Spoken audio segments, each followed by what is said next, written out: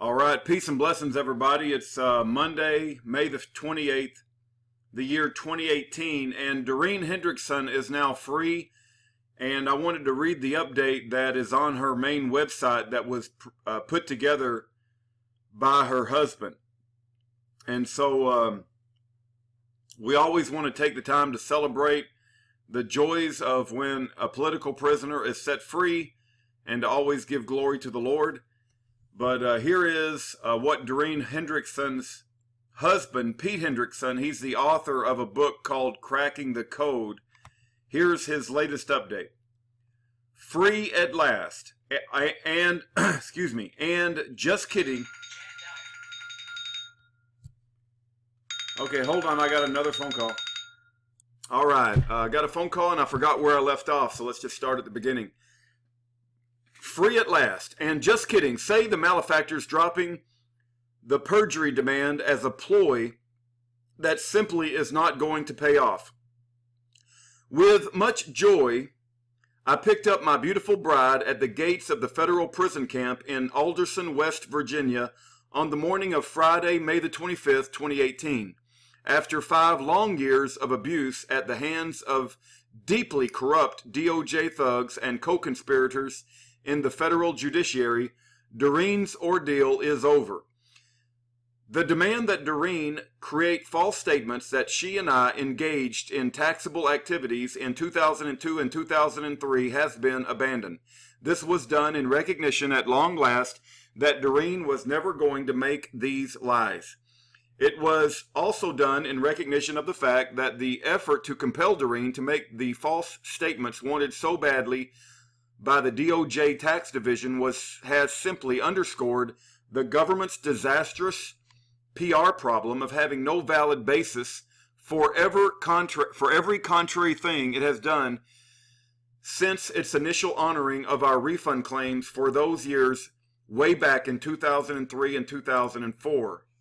So he gives a link to supporting that. It is hard to find the words to adequately describe the despicable criminality of the executive and judicial officers responsible for all that has been done to this good, truly American woman, beating on her in the hope of shutting me up or shutting down your defense of the rule of law, while knowing full well the truth of what they hope to suppress sets the bar of corruption to a new depth. And the way this was accomplished, especially in terms of judicial contortions, threatens the rule of law in broad and extremely dangerous ways. If you haven't ever read the petition to the Supreme Court over Doreen's crudely engineered conviction for refusing to lie under oath at the government's command, you should do so.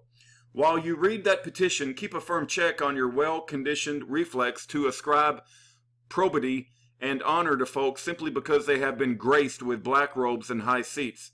If you succeed in controlling that reflex, you will end up raising an alarm, wide-eyed, trembling, scared, and angry at what you will recognize as a dire threat to your own future security, and that's just as it should be.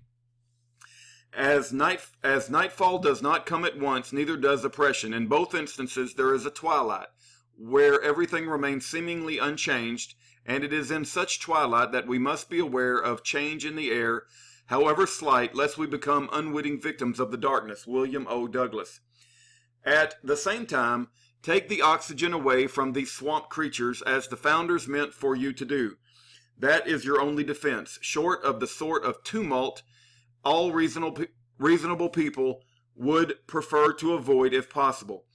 Further, taking the oxygen or blood or fuel or whatever you care to call it away from the swamp creatures by adherence to the law through the application of knowledge in CTC is the only solution that ensures the preservation of what has been aptly described as the greatest accomplishment of statecraft ever struck off by the hand of man. And that matters because we are unlikely to be so astonishingly fortunate a second time. What's CTC? Just curious. Cracking the code. Right, that makes sense. I sorely fear that we would be left with, let me read that again. I sorely fear what we would be left with should the American people conclude in ignorance of the true solution that the tumult is the only way. You should too, and you should redouble your efforts to spread the liberating and law-enforcing truth about the tax. The liberties of our country, the freedom of our civil constitution are worth defending at all hazards, and it is our duty to defend them against all attacks. We have received them as a fair inheritance from our worthy ancestors. They purchased them for us with toil and danger and expense of treasure and blood, and transmitted them to us with care and diligence. It will bring an everlasting mark of infamy on the present generation, enlightened as it is, if we should suffer them to be wrested from us by violence, without a struggle, or to be cheated out of them by the artifices of false and designing men. Samuel Adams. Okay, that was Free at Last, written by Pete Hendrickson, who is Doreen Hendrickson's husband. And I don't know that I have, I'm sure that I do, I just can't find it. Maybe I have it on my M drive. Let's see. Of course, my M drive wants to say, I wanted to find a picture of Doreen and share it with you guys, but of course, there it is right there. And then I have photos. This is a picture of Doreen Hendrickson right there. So may God get the glory for the freedom for Doreen Hendrickson. May we all be steadfast and vigilant in our pursuit of freedom. May we lift up Doreen Hendrickson and her husband in prayer, that they'll enjoy this next few days. And if you want to write them a letter or reach out to them, their main website is on Year of Jubilee. I think it's called Lost Horizons.